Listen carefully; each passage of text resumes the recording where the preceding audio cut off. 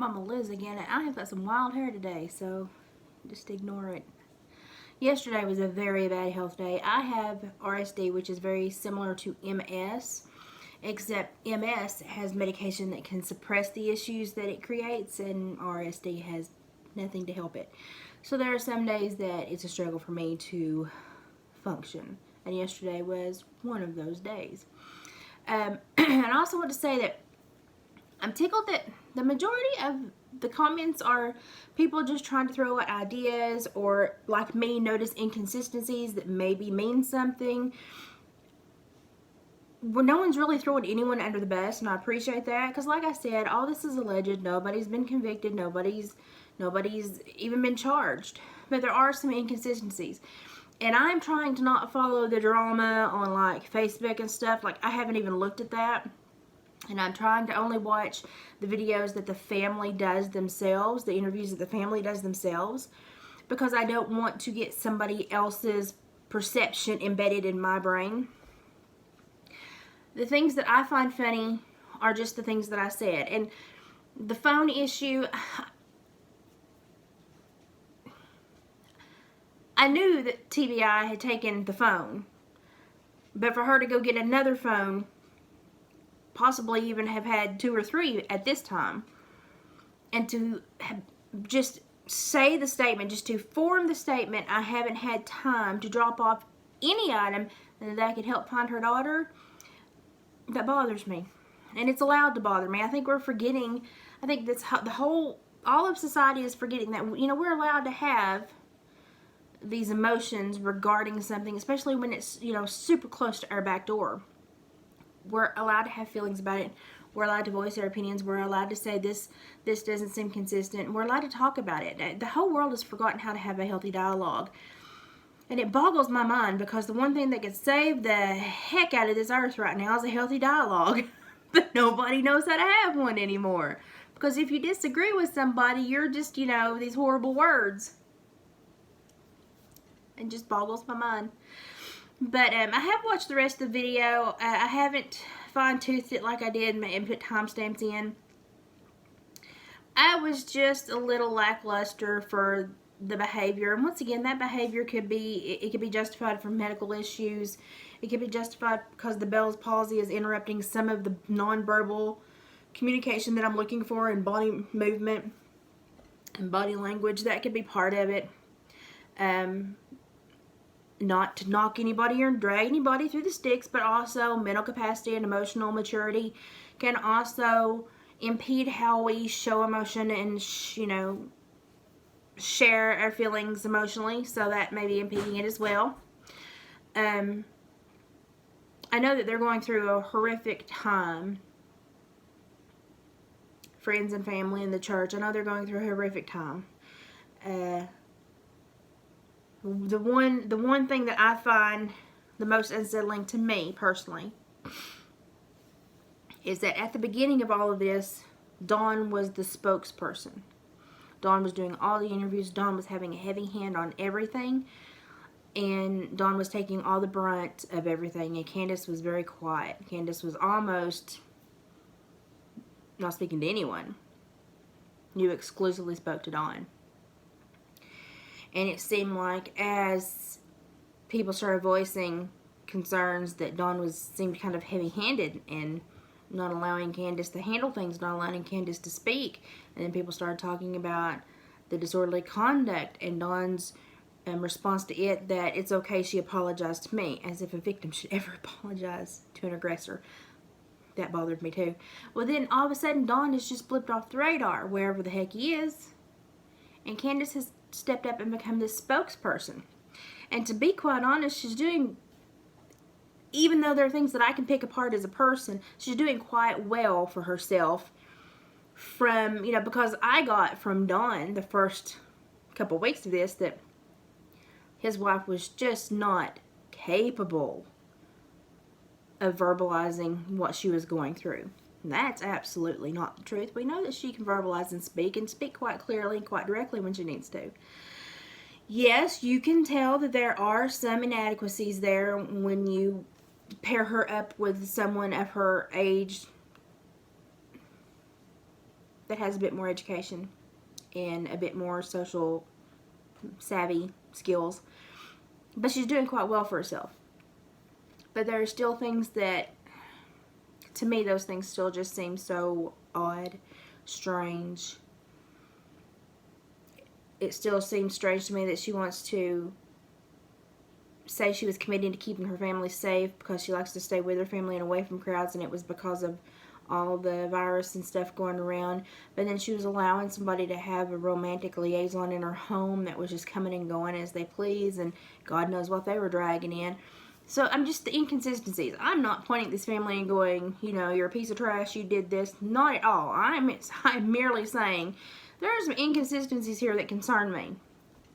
And I would like to know the behavior, the mindset, the intent, the motive behind some of the inconsistencies, because that would kind of tell us a lot more about the lifestyle and the day-to-day behavior and the mental acuity and stuff that we're probably all concerned about.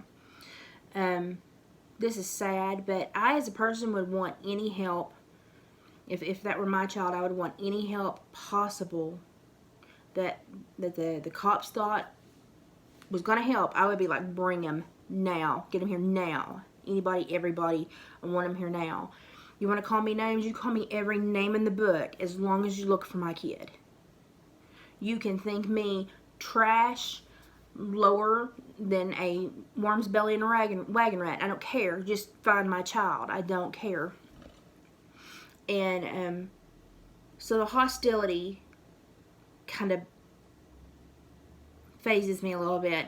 But then my biggest thing is, it's hard to get her to speak about Summer and the kids, but if you want her to drop some dirt on somebody, she's there. She's got it. And that very much tells us probably the way that she lived life.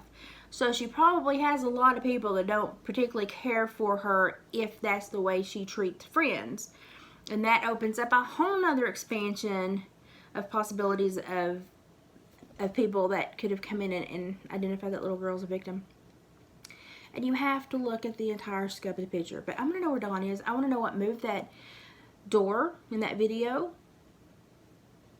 Now, I understand, like, old school, we live in the boonies, don't show my tools because I don't want everybody in Jesus' the neighborhood knowing that they can come here and steal. I get that. I completely get that. Like when my husband parks our wood splitter and four-wheeler, we park it in such a way that we put so much other stuff in front of it. It's hard for people to come and thieve, you know, because we don't want them to take it. So I understand not wanting people to just outright see what you have, especially if you're a construction worker and you have some very expensive tools. At the same time, if I had said, yes, you may come to my property, I would have been prepared to allow that man anywhere on my property. Especially, in my mind, if I thought it was going to help find my child. So I would have either shown it to him off camera and had him confirm on camera that he saw it and there was nothing in there but his tools. That would have satisfied everybody. But it's these odd boundary lines that they're drawing with the people trying to aid them and the people trying to allow them a voice to tell their story. It's really strange. It's really strange.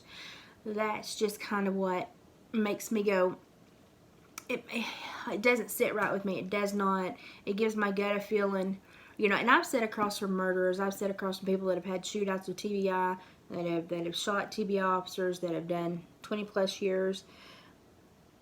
I've sat across from everybody in the job that I had. And I see a lot of traits in the offenders that I had that had lives of crime. We're talking decades. I see a lot of the same manipulations, emotional inconsistencies, or emotional constipation. I'm just going to say it. You know it's there, but they just can't show it because they don't know how. I see a lot of the same in the offender demographic that I supervise, and it's being projected by the two adults in this family, and that, and I understand that they probably have lived a similar life going through multiple states, But we're allowed to have questions. We're allowed to have concerns. We're allowed to say that doesn't sit well with me. Now, all these people going on and saying, trying to put a whole bunch of business out on the internet. No, I think you should talk about what the family's presenting, the facts being presented, the interviews being presented, and try to hold it as respectful as possible while you still state how you feel. So I'm trying to thread a very fine little area and do it respectfully, but at the same time be real with you all and let you all know what kind of irritates me. Now, I want to do more on the home video as my health will allow, so we'll see how that goes. But I just wanted to come in here and clarify. Most of the comments have been great. I've had a couple of people comment and like they're going to say something mean and then it disappears. And I'm like, dude, just leave it so we can have a dialogue. If you don't agree with me, that's great. Your disagreement may make me think differently and come up with something else that may help somebody else find her. Have a disagreement with me. That's absolutely okay. I welcome disagreements. Just as long as you try to be kind of nice about it, But you can disagree with me all day long. Just have a dialogue. So I appreciate everybody that's viewing, and yes, I am an East Tennessean. Yes, I am a backwoods hillbilly. I am educated. I do have my master's in psychology. I did not know my body was going to crap out, and I was going to have a huge neuromuscular disorder take me out of the work pool, or I wouldn't have spent all those years in college. But I am homebound, and when I see these stories, they tear at my heart. Absolutely, because it happens way too often in this area, because like I've said on previous videos, this area is a hub for child abduction, because you can literally, you're middle of nowhere, but you can be in the middle of nowhere in 7 other states so quickly. We are just a giant hub for child abduction, and we need to talk about this. We need to stop this, and we need to share the insights and share what the scenes look like, what the families are thinking, what other people are. We need to all get together and talk about this stuff so we can stop it from occurring again. Because if I was a person that had a child missing, the last thing I would be concerned about is my feelings. I'd be concerned about my child. And that's kind of where I am right now. Mama Liz out.